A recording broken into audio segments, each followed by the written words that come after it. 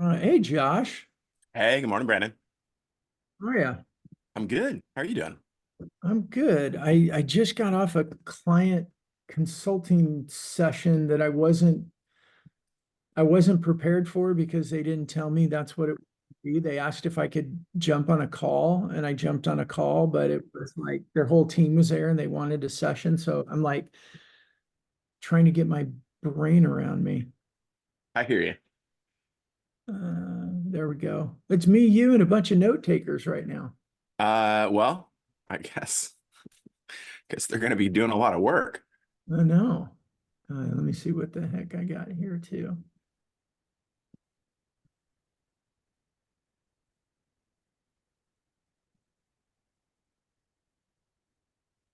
This whole Friday, not Thursday thing's got a few people asking questions. All right. Well, it works better for me because I've got a fixed Thursday morning appointment. So You have a standing Thursday? yeah, I've got a networking group here in my local market. Hmm, That's important. It is, yes, I concur. How's that going? Or the how's the live event treating you? It's pretty good. It's not super ideal for kind of our business and our sweet spot as far as customer bases. But I get occasional, lead here and there. I kind of think of it as mental coffee. Um, so Yeah. morning, Chris. What's up, brother? How are you? Good to see I'm you good. here. I'm good. Change the time. We got you involved. I know. Finally get to be a part of the team. Look at that. Fantastic. Can I ask you guys that I'm gonna go fill up my coffee because I have been on meeting since 7:30. Would you guys give me the grace of 2 minutes to go do that? Of course. You guys will I, be. I just grabbed coffee, so I'm with you. I'm also gonna grab my water, which I haven't had downstairs, so I'll be right back. Okay. Talk amongst yourselves. How's that? Fair enough. Talk to the autopilots that are on Yeah, right. So you're back in Boston. back in Boston. Yes, sir. All right. What's your next trip? Um, I leave tomorrow morning, way too Okay. early for Orlando. I I gotta. like to call it Borlando, the city I of don't mind it. never-ending strip malls. Yeah, I'm staying for this particular show. It's out at the Gaylord, which is out near Disney Oh, Springs. okay. So I won't even honestly, I won't even see like kind of downtown or That's um okay if you're staying at it. I don't mind those. yeah, I feel that way about Vegas. I just feel like Vegas is like the city with no soul. Um, but You know why, Chris? Because it's the city with no soul.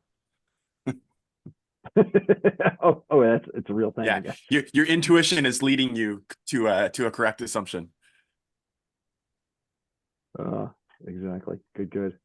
Um, cool, man. So yeah, I'm glad. I don't know if this is a permanent change time wise, but it's like that you're here. Yeah, I hope so, but I guess we'll see. Yeah. All right. Trying to figure out what's up with my earbuds here. Not taking into account everything.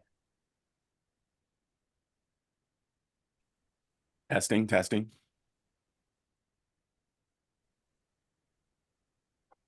One ear, but not both. Strange. Yeah, that's frustrating. I feel weighted. I know. I've got one that like it does the noise canceling and the other one doesn't for like 15 minutes and then it just randomly drops back in. It's very irritating. Kind of in and out. Oh, I meant to send you some pictures of my Beer King from San Mm, Diego. how was that? It was good. I had some time on Saturday, and I was walking along kind of the harbor walk. I forget what they call it, Yeah. Seaside Village or something. But there's a little brewery like right there, and Okay. I'm like, whoa, okay, there we go. I can swing in here and had a beer, watched the sun was kind of coming down. It was a beautiful thing. Nice. Absolutely. Look at the rest of the crew's rolling in here. Mr. Ritchie, good day, sir. Mr. Dunn, how are you? I'm very well. Very well. Hey, Butch, what's going on, man?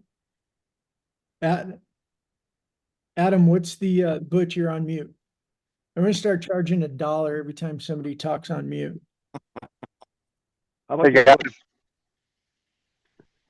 Adam, what's the, Flannel Friday wisdom? Oh, I'm kicking around this idea of humble authority. Hmm, Hmm, okay. massively humble. Yes. And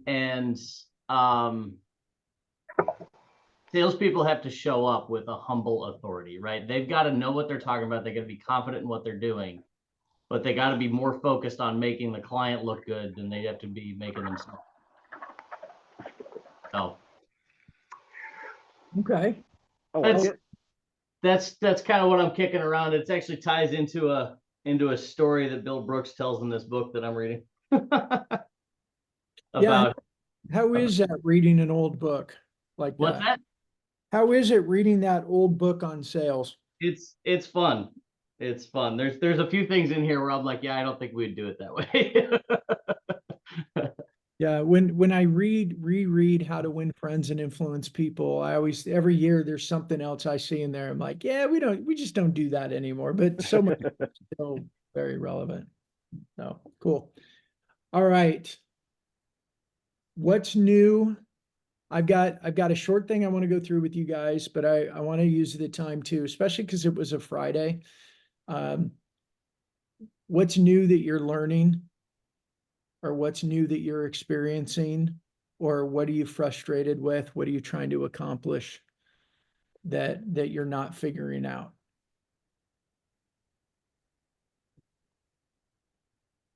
I'll start.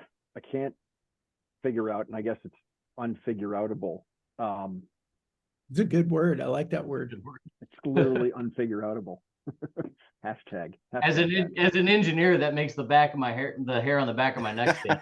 I'm like, Is that oh, where- there's is that where- nothing Is that where the unfigureoutable. hair is on your head? It's on the Yeah, back. it's the all back back side. there. It's like a mullet.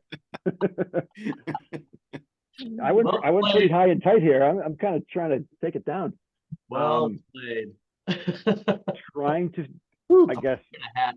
trying to figure out why some posts like get that traction initially, and we all know it's important Yeah. right from the get-go, like which ones kind of get enough traction that they get seen and others Yeah. kind of like die in the vine. And usually it's the ones you put the most time into and you're like, that's fucking kick-ass post, man. It's gonna rock it. Right? You put it out there, it's like, what?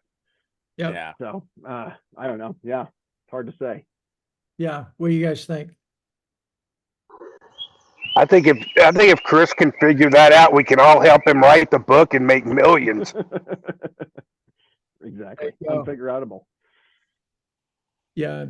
I'm not sure. I'm really not sure it is. I mean, it doesn't. I can't put any rhyme or reason around.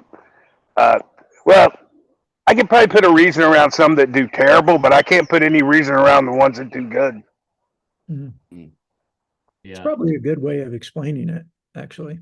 Yeah, because it Yeah. has, like, specifically this morning, it has a lot of the components I think that we've all identified that have some good stuff. It's got a picture, although granted, me and a cute woman does way better than me and another dude, or just me by myself. But I think again, it's like, that selfie, the idea of kind of stopping somebody with real human picture and then having something interesting and fun to say. Again, this one just kind of gonna die on the vine this morning because it didn't get that initial traction. I put one up yesterday. I put it up much later in the day than I usually do. Again, some pictures of some exhibits, and I could see right away that the looks were like racking up early, and you can kind of see that that's going to take a momentum, and more people are going to get to see it. Yeah. Yeah, it's You know, I was just pulling up my post today because I had no, You did no picture. I didn't do a picture because I was in a hurry. I've been on call since 7:30. I was exhausted from prepping for the webinar and doing the webinar and everything. I was just kind of really drained. And then this morning I hit the ground running. And I really did. I went into it going, well, shit, I'm just going to do it because I should do it, and had no concept of it doing well.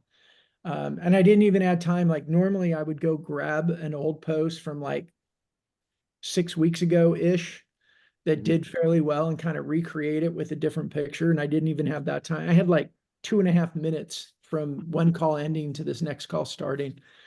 Yeah, look, I think it's a frustrating topic that's never going to go away. It's kind of like a mother-in-law. Sorry, had to go there. We just have to keep at it. It's about the consistency and the repetition, because I think there's too many variables that we can't control.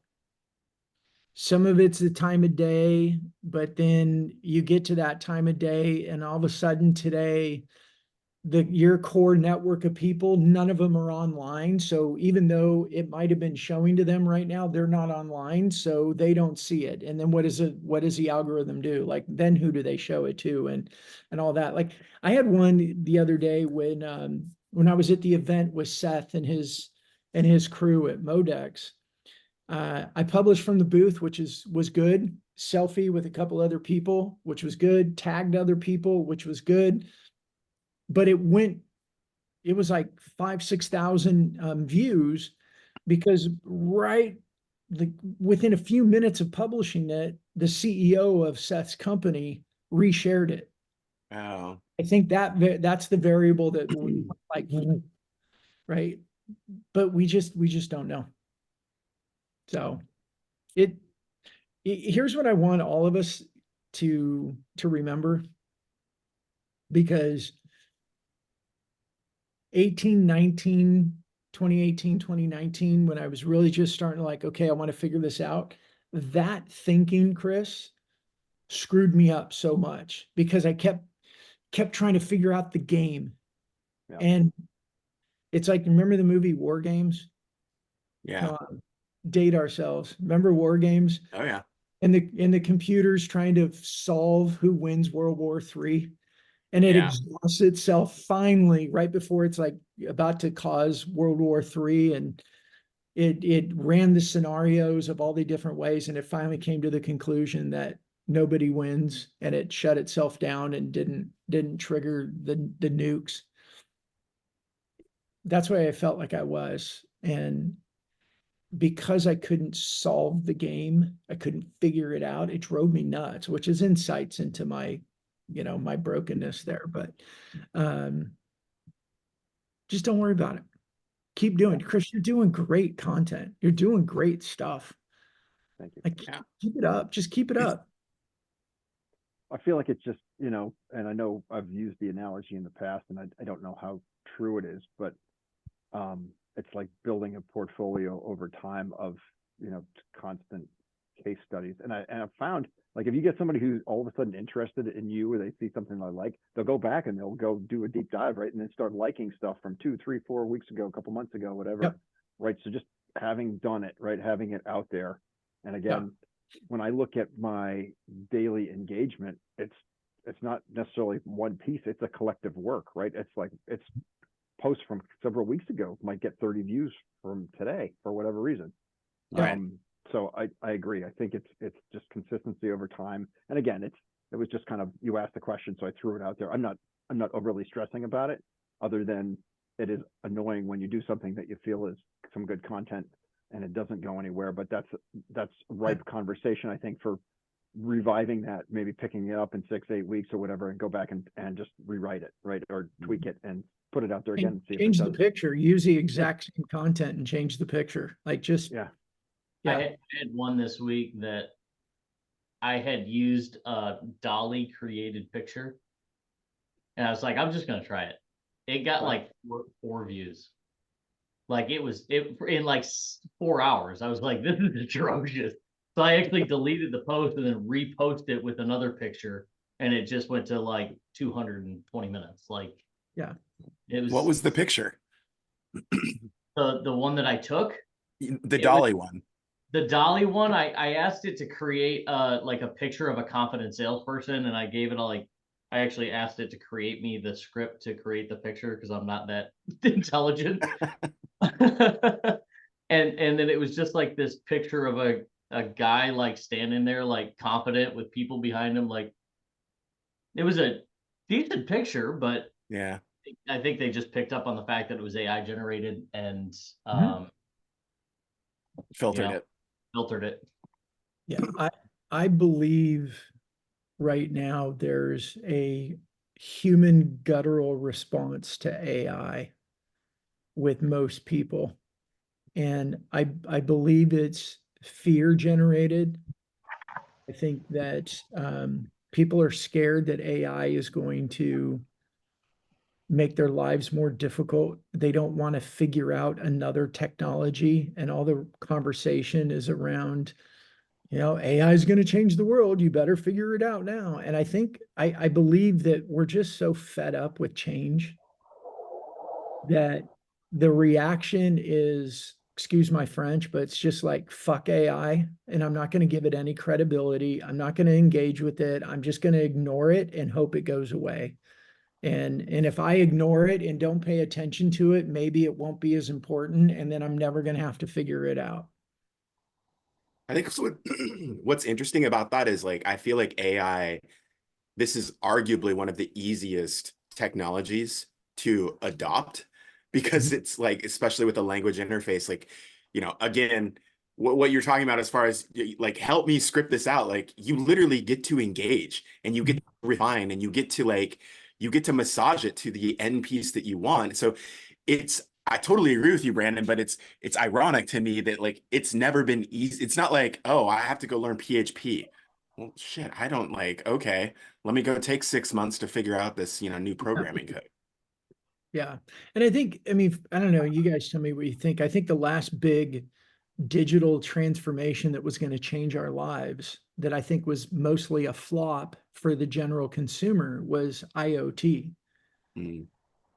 Right. And I think, and again, it's also just my perception and how I live and all that, but it was this whole, oh my gosh, this is going to change. Remember when refrigerators were becoming internet connected, and it would automate an order for you? And it brings me back to, gosh, man, I'm like all the TV and movie references today. Twin Peaks. Oh.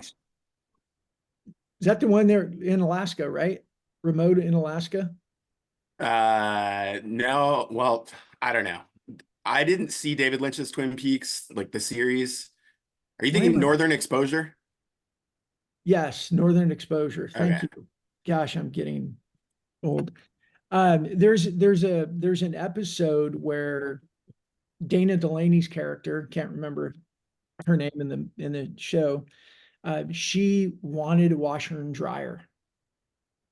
She didn't have it, and she was saving money and everything, and she ordered her washer and dryer. The whole episode was that, they had to fly it in and all that, and she had a washer and dryer, and then she hated it because what she didn't think about was how important the social time was for her when she was at the laundromat with everybody in the community, because most people in the community didn't have washer and dryers because they were so expensive because you had to fly them in and all that stuff.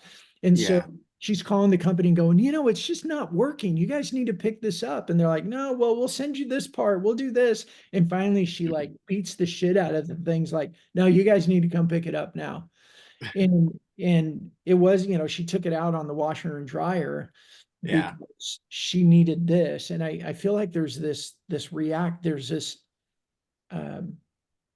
illogical reaction a bit that's going on right now. And I agree with you. It actually is one of the more cooler, easier technologies. Like my wife has no interest in figuring out AI. And I'm like, no, but it's really cool because you can, and she's like, doesn't even want to engage it at all. Right.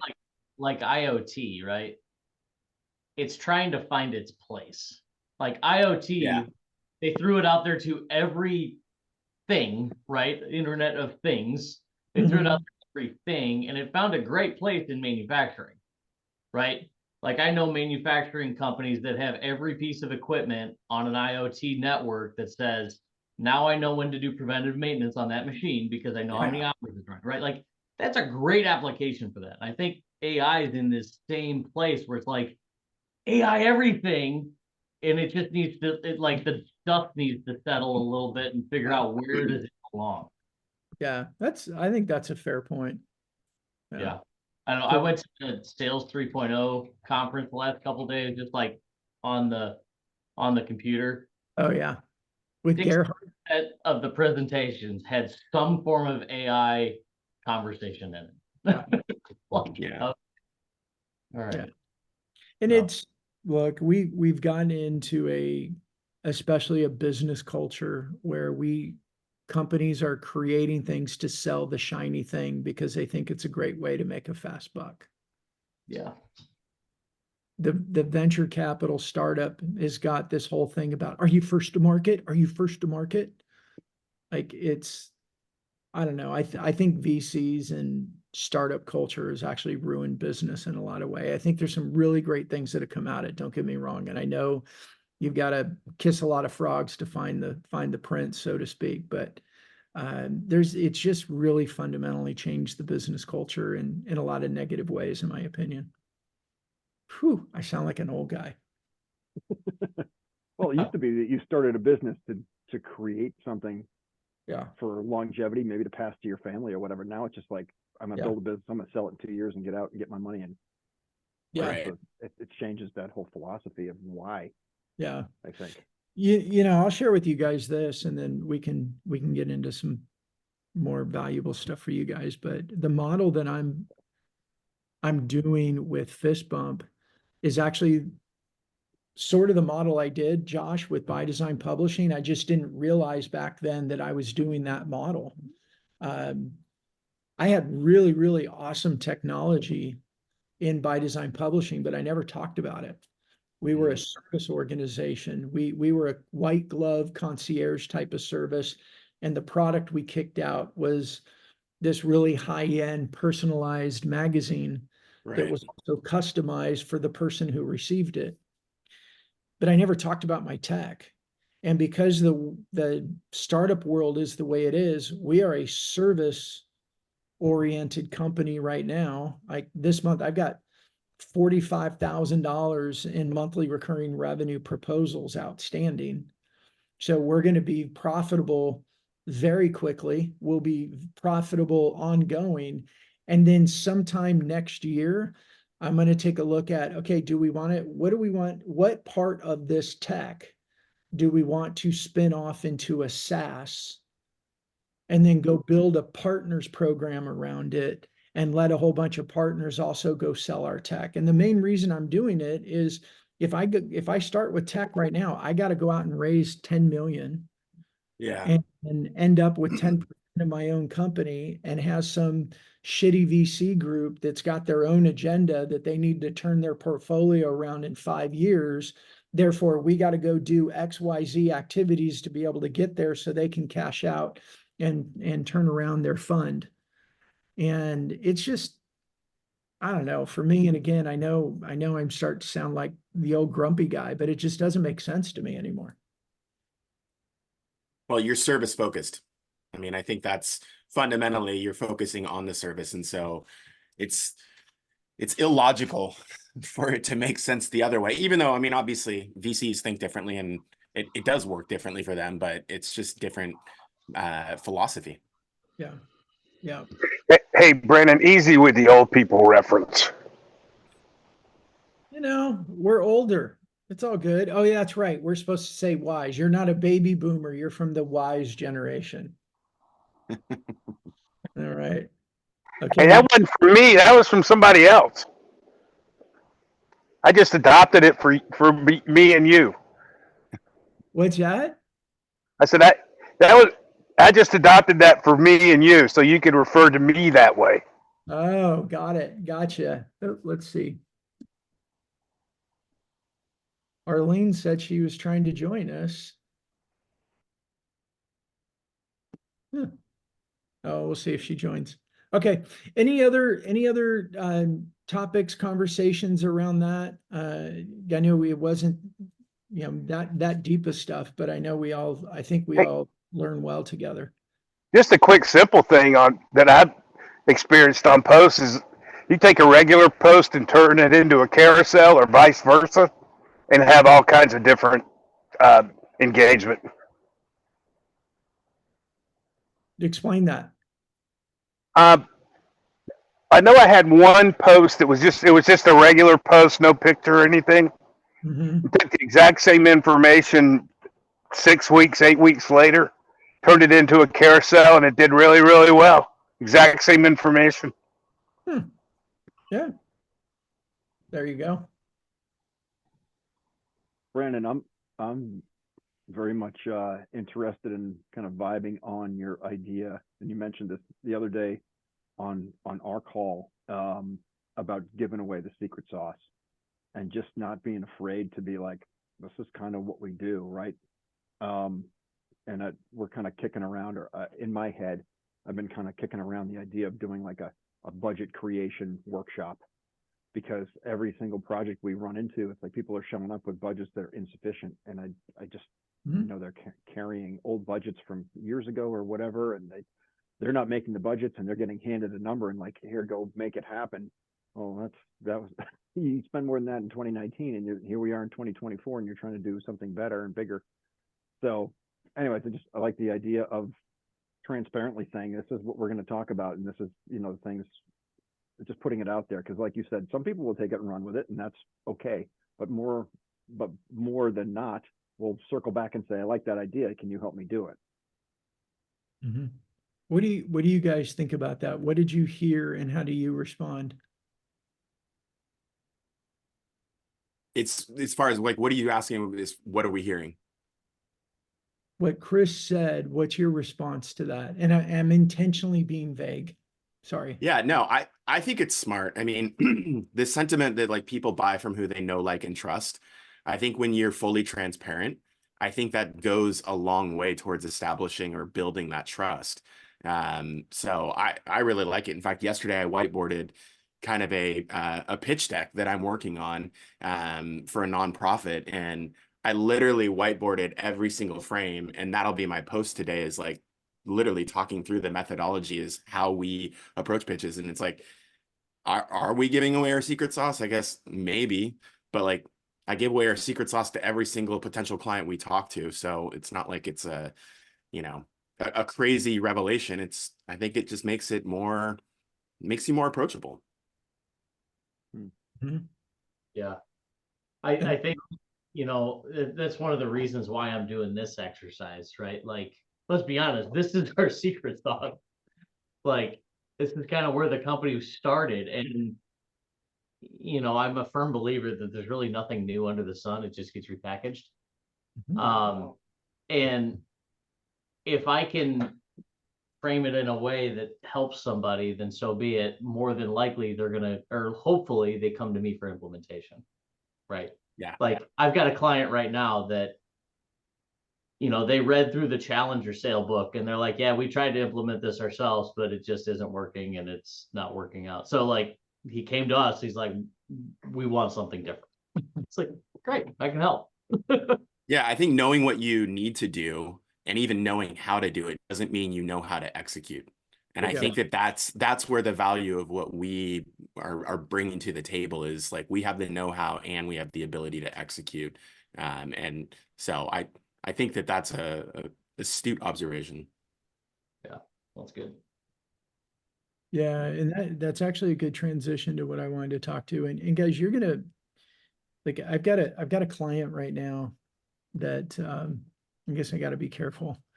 Who knows, in the future they end up on these, but they're kind of a pain because like if I say it not loud, they won't hear it in the recording. But Right. um, yeah, they're kind of a pain because they are trying to figure out the things that they can learn from me and implement themselves to save money. Mm. And it's frustrating, it's annoying, especially because I'm watching them make some mistakes with it, with the things that, oh, well, we're doing this, or it comes up in a conversation. They're like, oh, well, like we did this. And I'm like, oh, you took our idea and ran with it. And they're like, but what we don't understand is how can we, and I'm like, oh, so you didn't want to pay me to do it. You're doing it yourself. You're having problems. And now you're asking me to fix it in a conversation. So like you can get the value. There's going to be some people that do that, but this is also a customer that I'm considering firing because the whole process is that way. So I think in a way of doing this, you also start helping yourself separate the wheat from the chaff, you know, let the ones really rise up that go, help us do this, versus the ones that are going to treat you like a buffet and take what they want and then get what they can't do on their own. So, Sure. I'm gonna talk about it a little bit as I go through this. What I wanted to, okay, get out of my way. What I wanted to do was take, you'll notice, I don't know, who was on our webinar yesterday? Anybody? No. I unfortunately couldn't make it, but I have the recording in my inbox that I'm waiting, can't wait to watch. Cool. Okay. So this comes from it. I'm gonna skip some of Carson's bits because I can't recreate Carson. Here's what I'll tell you about Carson. Carson's a machine. And even somebody looking at Carson's playbook would probably overwhelm you to think that you had to do it, but it's just Carson's almost, you know, subhuman. Subhuman, is that the right word? Anyway, he's a machine. Superhuman, not subhuman. Superhuman. Yeah, I'm like subhuman. He's superhuman. Chris. And it would be very overwhelming for most of us to look at that and go, oh my gosh. But That's how I felt. did you? 8,000 touches a week. I was like, right. Yeah. I mean, I know he had a plan, right? And there was tech and stuff involved, but I was that for me, I'm glad you're going there. That for me was like unduplicatable, unsustainable for what I'm trying to get out of it. Yep. I could try to cherry pick it, right? But anyway. Yeah. Here's that, and that's what I wanted to go on, because I'm listening to it going, wow, this would be very, very overwhelming. Number one, I'm thinking, how legit is this? How real is it? I know his numbers give him a ton of credibility, but I couldn't sustain that. Like I might be able to do that for about a month, but then I would just be exhausted. And maybe part of it is because he's got a big, robust team at Microsoft. And most of us don't have that. We need to focus on building a reputation. That's what we start with. I have tried in conversations with Carson a lot of times to really get him to talk about his reputation in there. I don't even believe Carson realizes the value of his reputation to the extent that it is, because he's a sales guy that thinks his activity is where the gold is, because we want to feel good about all the activity we do and that we're doing it. But he's created over time this reputation. So I want you guys thinking about, and that's why when you asked about giving away your secret sauce, we really need to step up and create that reputation of we know what we're doing. And that means you give away that secret sauce. And a lot of it isn't even the secret sauce. It's how we do things, how we think, what do we observe? That's why I go to those three things all the time with our content. What do you feel? Right? Josh, you've been in this industry for 25 years now. You know this stuff. Yeah. What do you feel is going on in the industry? What are you observing is taking place? Like I love the idea of, hey, here's the way we storyboard. There's something about that kind of open Komodo stuff that we do around our business that helps them trust us. It helps solidify that reputation and differentiates us from all the other people out there who are scared to do that. I truly believe that that's what differentiated the big influencers. And I'll talk about like the consumer oriented influencers, Instagram and TikTok and all that. Their consistency with what I observe, what I feel, what I think, what's going on. And there's a bit of it that I think we get tired of. Like my wife will say things like, I am just so over these women that just like, they're mommy bloggers or mommy influencers, mom influencers, and everything's their kid. And what are they making them and doing all that? I think we're starting to get saturated with that type of stuff because it's just too personal and exposing kids and all that. But in the LinkedIn world, in the business realm, we still have a lot of opportunity there. Mhm. So I like what Chris, you and Josh, what both of you just said. Chris, talk about, hey, let me show you how to do a budget. Now, I did hear you say do a webinar, which is great, but turn it into all your content too. Because using bits and pieces of that in your content is what will drive people to the webinar to get the most of it. Don't try and hide it behind a webinar. You don't have to give it all in complete.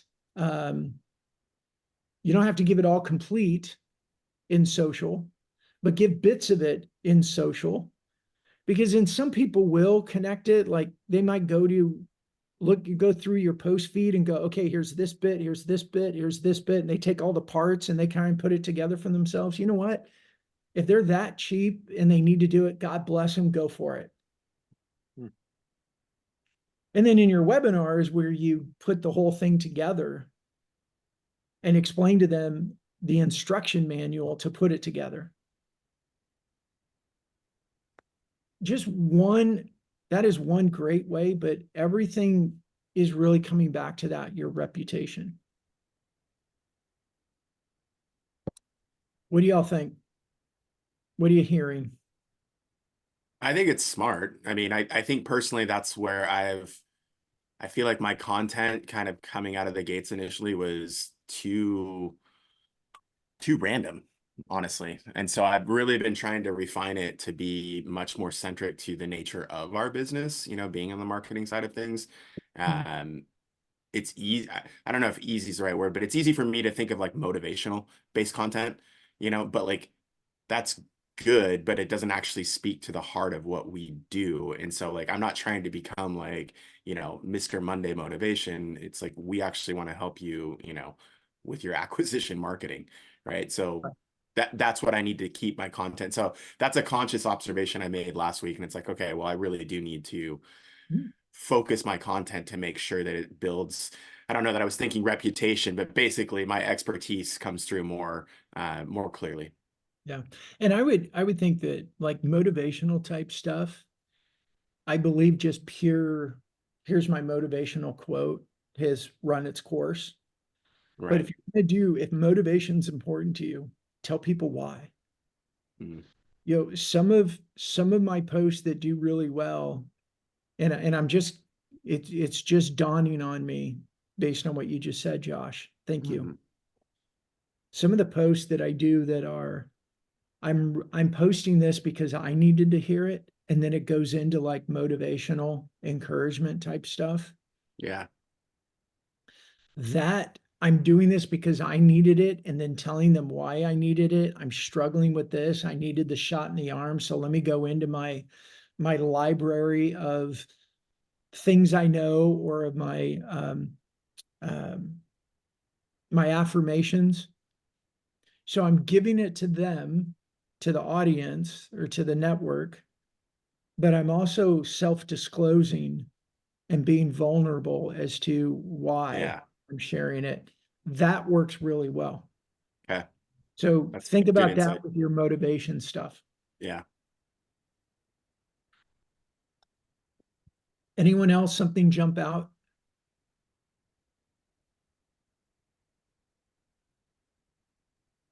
Okay. We do that to create demand. Right? Excuse me. We're creating a reputation. And when you're creating your content and you're commenting, I want you to always remember that I'm laying the foundation to create demand. How do I word this in a way that's not salesy, but reminding people who I am, what I do? So it is that the tweak of the messaging, instead of telling people what they should do on something, like, let me think of an example.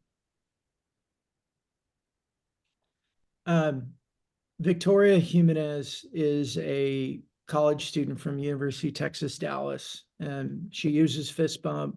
She's become part of our network. She's going to become a guest on the show.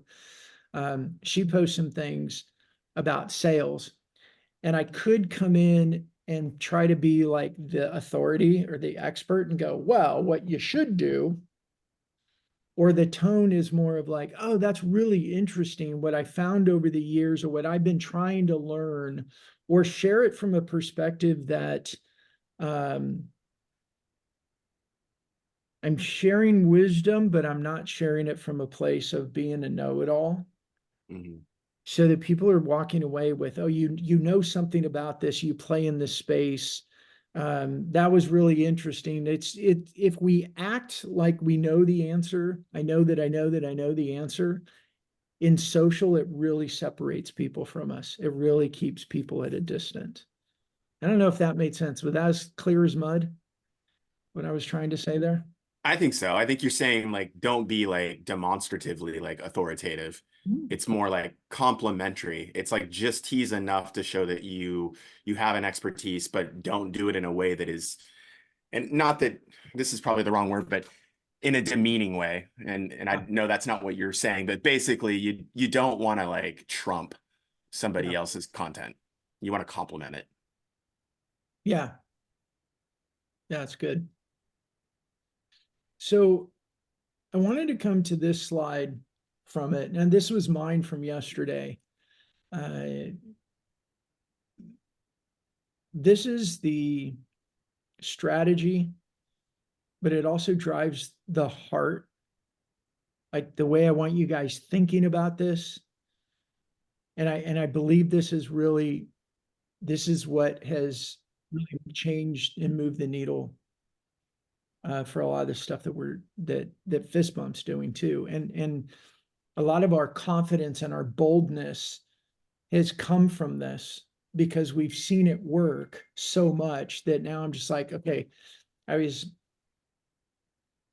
played in my content a little bit of, I didn't want to offend the people that really believed in cold calling and the people that believed in cold email and stuff like that. And now I'm much more bold with going, hey, look, nothing wrong with those things, but let me ask you this question. Where do you want to put your time? How do you want to spend your time? How efficient do you want to be? So sales has always been know, like, and trust. And this has got to be driven in everything that we do, period, in sales, but especially in LinkedIn land. And because of the complexity, oops, I got too far. Because of the noise in the space, because of the complexity of buying these days, because of competition, because buyers don't need us, we have to make sure that our content is building awareness to create that interest and move them into demanding to speak with us. So Josh, when you talk about your storyboard, Chris, when you talk about budgets, I think you're thinking, Adam, you talk about sharing the playbook from Brooks's original book. That's the know, like, trust comes because you're the one sharing it and how you share it. And make sure you're sharing things like, gosh, I learned this when I was going through this today. Or I got schooled by a client the other day because what they told me, and I realized that there's a hole in what we're doing. Like that type of disclosure really moves people down that know, like, and trust scale. But then our content is moving them down awareness, interest, and demand, because we're getting into that secret sauce stuff. And it's the content that really captures their attention because it really influences their life. Chris, I love that idea around the budget and being able to say things like, every time I go into an initial meeting with somebody, I find that there's various ways that they're dealing with budgets. Some are here, some are there, some are here, some are there. And you go through and you talk about it. How do you all handle your event budgets? Like, you're starting to seed it and you're starting to build up to a point that people go, oh my gosh, we're number 3. And then maybe you go, okay, let's take number 1 and talk about the pros and cons of it. Let's take number 2 and do the pros and cons of it. It's that repetition of it, of the same topic, dissected and communicated in different ways, because you never know when and where somebody's gonna catch on to it. But doing something like that is demonstrating your expertise, and it's a valuable piece of content, learning, problem, challenge, solution, something that captures their attention right now. That's the type of content that we need to be doing. And all of that is, how do we move them into the matrix? Like taking the cold and unknown people and moving them into the matrix. Well, we've got to start commenting on posts that they see. We have to send quality connection requests and continually sharing this type of content, because our first goal is healthy connection. What I'm trying to get at is, if that first step is, we got to take them from someone who doesn't know us at all to getting them into having some sort of a know, to a little bit of awareness. And in LinkedIn world, we call it a connection. But more importantly, it's the content we give, the commenting we do, and how we phrase those messages to them. The goal is make it a healthy connection. And I define that as somebody who has a higher probability of being willing to get on a call with you. Not too definitive, but they've got a higher probability that if you said, hey, would you be open to a get to know each other call? They're much more likely to do that than just sending the cold connection requests. They accept it and you go, hey, you want to get on a get to know each other call? No. I'm going to pause there.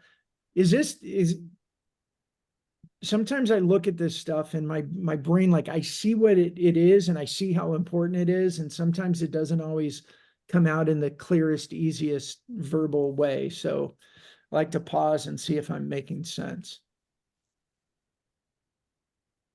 And I'll take the silence to mean I'm not. I think we're judiciously taking notes. No, I do agree that I think it makes sense, pulling it all together, and moving people through that process, through what we're doing. And I guess a question or comment back to that is, you never know where within their own personal journey in the pipeline or in the funnel they're going to come in, right?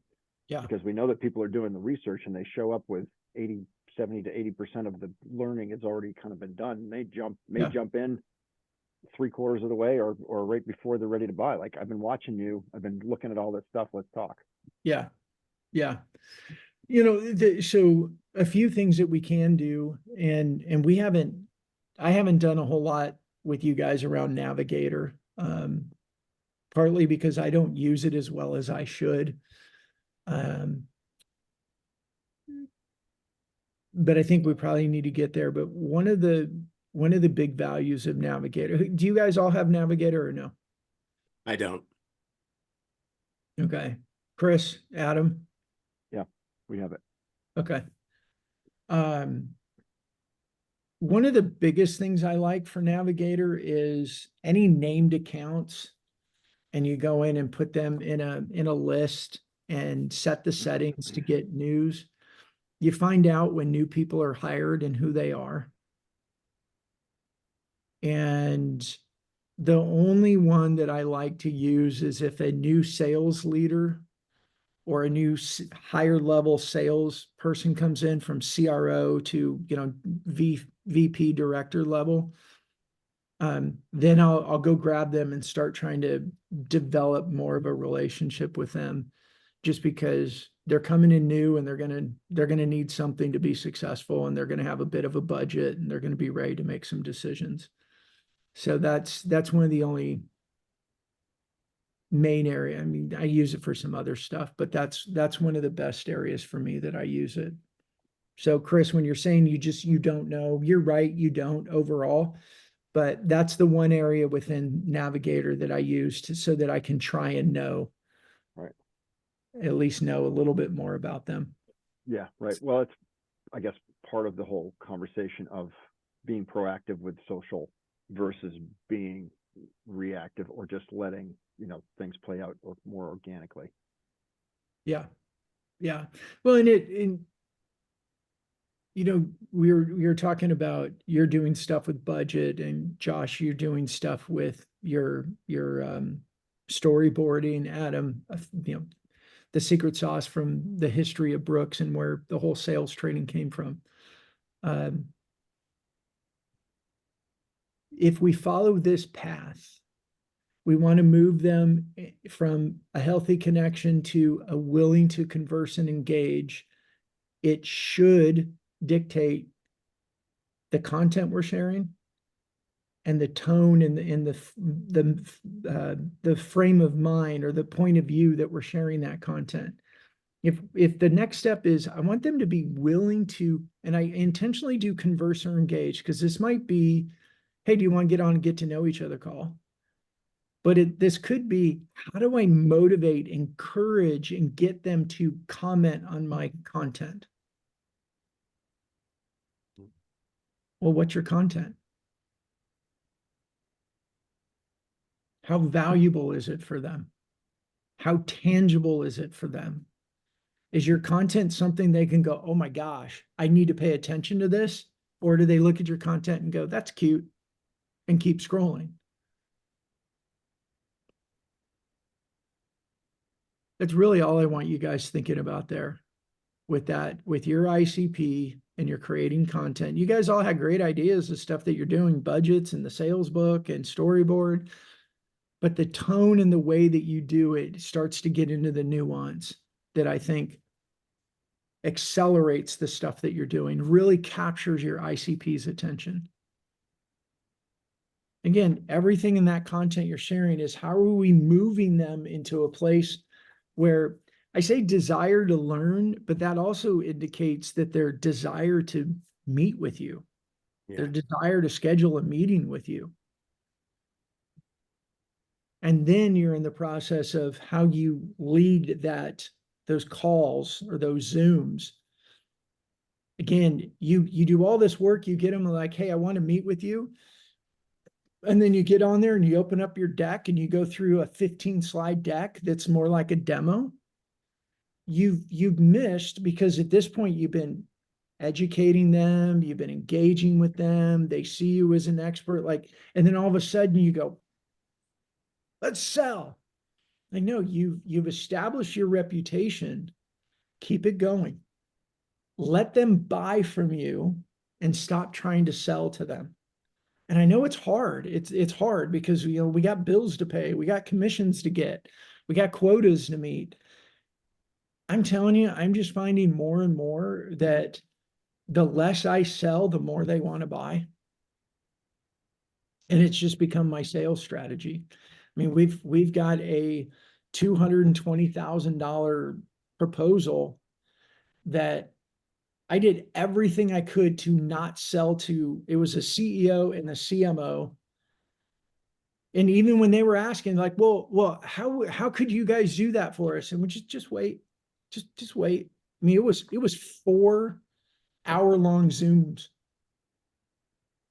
to the point where they were like, okay, this is what we need. We need a proposal. We want to work with you for the next 12 months to do these things. That I was like, okay. But there were all kinds of buying signals along the way. And because I just had one, I mean, Butch knows this. I'm going to pay attention to the time. I had a guy that I thought it was just the perfect sale process. even to the point that he asked for a contract. And I'm like, okay, yeah, great. And I did it. And then he ghosted me. Like he's ghosted me for what now, Butch? 2 months? I've even sent him messages like, hey, I get it. You don't want to buy, no pressure. Could you tell me what happened? It just doesn't respond at all. And that made me with this next one, especially knowing how big it was. I mean, that was like a $30,000 deal, and this one's a bigger deal.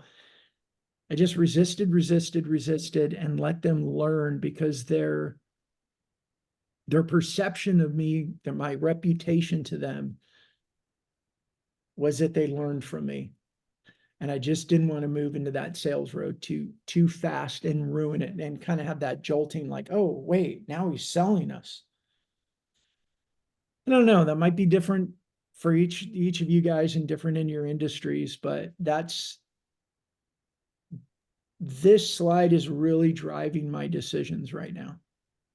And the content I create, the commenting I do, the tone, the perception, everything I'm trying to do. And I'm not perfect at it, guys. Like today, I'm like, oh shit, I got to post. Right? It happens. But overall, I'm trying to make all my decisions in revenue generating actions that are customer facing. I'm trying to let this lead me and slow down. Even to a point that most of my stuff, I mean, you guys know me enough. I'm like, and all my stuff, I'm trying to just like be calmer, trying to be more of that authority instead of such a passionate guy.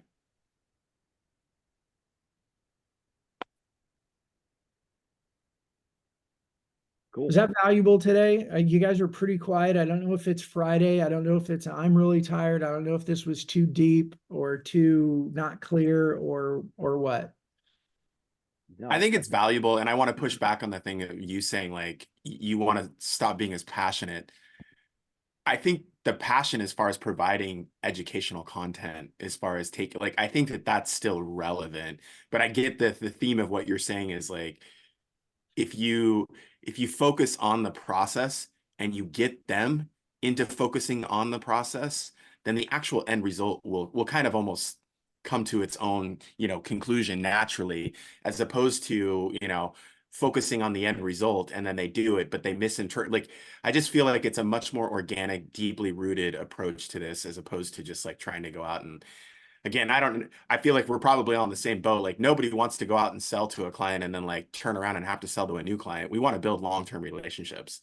And I feel like your approach to how you're saying this is instrumental in getting us closer to that. Good. Yeah. Yeah. Did anybody watch our show on Wednesday with Moeed? I watched a little bit, but I had to drop off. Yeah, Butch got it. It was a little bit hard because Moeed's brilliant, and it's hard for him to get out of his head sometimes. Yeah. He worked with Matthew Dixon. Okay. They're both these like deep, heady professor neuroscience guys. But yeah, one of the things that the internet has done with so much access to information is it's made buyers so much more skeptical. And one of the triggers of people going to back off is too much energy. mm-hmm. So that's why I think I've been aware of it. Moeed and I have been talking for the last couple months, building up to him coming on the show. And I may bring him on in some sort of an advisory role around Fist Bump. He's freaking brilliant. But that's where that came from. Love it. Cool. One thing I just wanted to kind of to add is that when a process, certainly for me, I'm basing this on my experience. We've got a line in the sand with a trade show that happens to has to happen on a certain date, which is a wonderful thing. It adds stress, but it also is a natural close, helps us close, right? So granted, I get the fact that that's a little bit of an advantage, but when the process goes, it's never at any point do I feel like I'm selling. It's just like, listening and taking that information in and then turning around, coming back with the design and walking them through and this, like, what makes sense? Like, what do we need to change? Right. And they close themselves, right? Just like what you were saying, what you're doing with this this potential new client is you're get myself out of the way and let them Yeah. close themselves, right? Let them buy versus us going into like a sales pitch scenario. So that just feels so much better when we let that play out, or when we can do the motions to help it play out. Yeah, I mean, you sell in a nice space so that you always have an impending event. Yeah. That's so nice. It adds some stress. Yeah, But I'm sure it it's a good does. thing. Well, yeah, All right, yeah. I gotta hop for another event, but Awesome. good stuff. All right, bye, Chris. Thank you guys. Good, Chris. Anything else, anybody? Questions, No, good. comments? That's good stuff, Brandon. Thank you. You got it, Butch. Adam, Appreciate- Josh, anything else? Good No. on mine. I think it's Cool. good. All right. Well, you guys have a good Friday. Get some All right. rest over the weekend. I know that webinar prep work for it. Man, it was Yeah. A lot. If